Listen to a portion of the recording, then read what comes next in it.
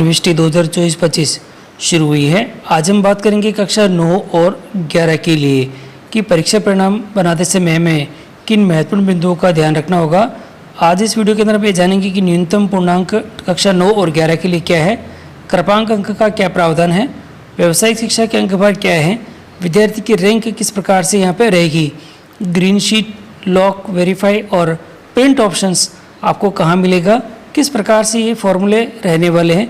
तो इन सभी महत्वपूर्ण बिंदुओं की जानकारी आपको आज की इस वीडियो के अंदर मिलेगी। तो आप वीडियो को शुरू से अंत तक जरूर देखें और यदि आप चैनल पर हैं तो चैनल को सब्सक्राइब करके रखें, जिससे कि इस प्रकार के महत्वपूर्ण अपडेट जो कि हम आपके लिए लेके आते हैं आपको सबसे पहले हमारे चैनल के माध्यम से प्राप्त होते रहे। तो साथियों शुरू करते हैं आज का वीडियो, चलते हैं महत्वपूर्ण बिंदुओं की ओर। तो साथियों 9 और 11 के लिए परीक्षा परिणाम का वही आपको परिणाम वाला टैब है। परिणाम वाले टैब में कक्षा सेक्शन का साथ ही 11वीं कक्षा का संकाय का चयन कर डाउनलोड आप यहाँ पे कर सकेंगे। शाला दर्पण के परिणाम मॉड्यूल में परीक्षा परिणाम की प्रविष्टि 2024-25 में पहले टेस्ट, दूसरे टेस्ट, अर्धवार्षिक और तीसरा टेस्ट और वार्षिक परीक्षा की अधिकतम अंकों में से प्राप्त अंकों को आपको फीडिंग यहाँ पे कर लेनी है। अनुपस्थित विद्यार्थी के लिए आप यहाँ पे -1 दर्शाना है और चिकित्सक अवकाश होने के लिए -2 दिखाना है।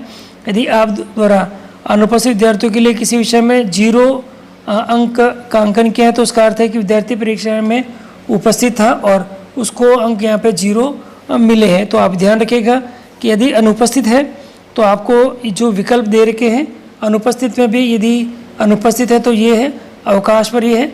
आपको इन दोनों ही कंडीशन के विद्यार्थियों के लिए 0 अंक का आपको अपडेट यहाँ पे बिल्कुल भी नहीं करना है।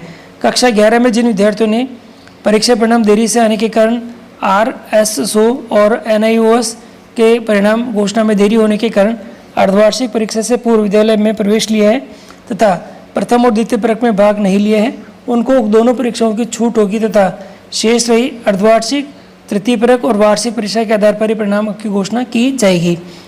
परीक्षा के अंक प्रविष्टि करते समय कोई भी कॉलम रिक्त नहीं रखना है, किंतु जिन विद्यार्थियों का परिणाम देरी से घोषित हो उनके लिए प्रथम और द्वितीय परख भाग नहीं होने के कारण वो आपको यहाँ पर रिक्त छोड़ा जाएगा। विद्यार्थी को अगली कक्षा में क्रमोन्नत करते समय सभी विद्यार्थियों को परीक्षाओं में सम्मिलित होकर न्यूनतम आप 36% अंक प्रत्येक विषय में अर्जित करने होंगे।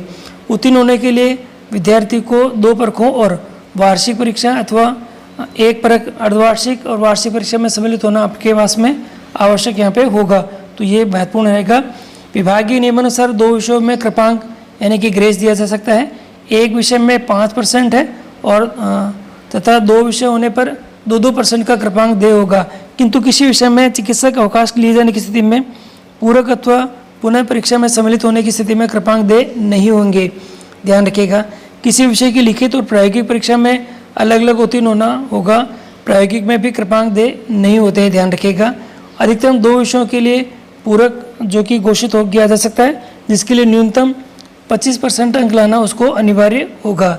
कक्षा 9 के लिए विद्यार्थियों ने यदि व्यावसायिक शिक्षा विषय का चयन किया है तो सामाजिक अध्ययन व व्यावसायिक शिक्षा विषय में से जिसमें भी अधिक अंक प्राप्त हुए हैं परिणाम की गणना में उसी विषय के अंक सम्मिलित किए जाएंगे, किंतु इस हेतु मुख्य विषय सामाजिक अध्ययन में भी उत्तीर्ण होना अनिवार्य होगा।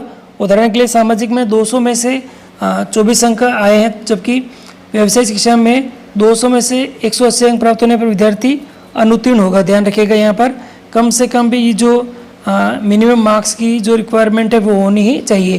प्रायोगिक परीक्षा में पुनः परीक्षा का प्रावधान यहाँ पे नहीं रहेगा।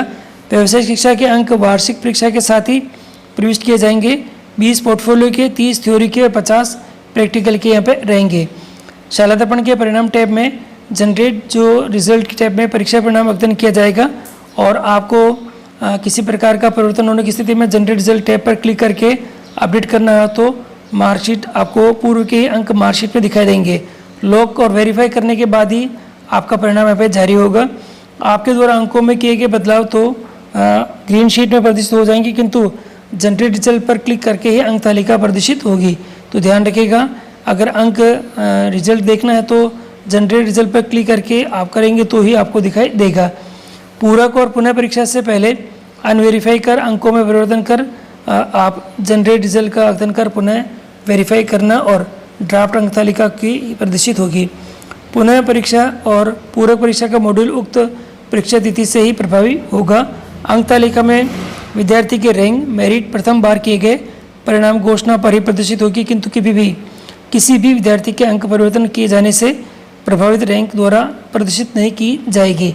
विद्यार्थी द्वारा स्व अध्ययन विषय हेतु विकल्प लेने पर उसकी अंक तालिका हेतु शाला दर्पण जयपुर संपर्क करना पड़ेगा।